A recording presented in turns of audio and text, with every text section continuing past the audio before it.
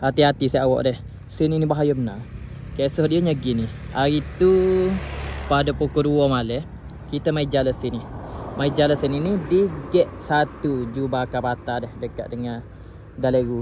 Belakang tu gate 2. Gate tempat orang duduk main pating tu dah. Saya mak pating. Okey, ni gate pertama. Okey, jadi kisah dia nya pukul 2 pada malam tu kita jalan. Lebih kurang depan tu lah. Kita jalan depan tu dekat dengan apa nama saya awak nampak pada gate dia.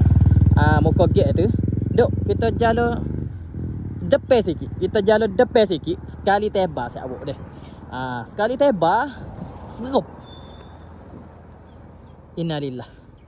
Jalan kita tak boleh buat naik. Nak turun pukul 2 malam sobat. Bukan dia nak turun. Jadi kita pun tak tahu nak buat lagu mana. Ambil kayu tarik tak naik. Beres lah sekali. Tak ada pilihan lain. Kita nak tinggal rasa rugi. Dek, barang mahal 200-300. Jadi kita pun lagu mana kita pun soyok sikit-sikit. Tarik so bunyi setengah putus. Beres dah. Tak ada gapo dah. Tarik sikit-sikit lah. Kali putus lah. Bagi dengan dia lah senang kata. Duk dalam air separuh. Boleh kita separuh. Rata duk dalam air separuh. Buka duk dalam air separuh. Boleh kita separuh buat balik. Deh.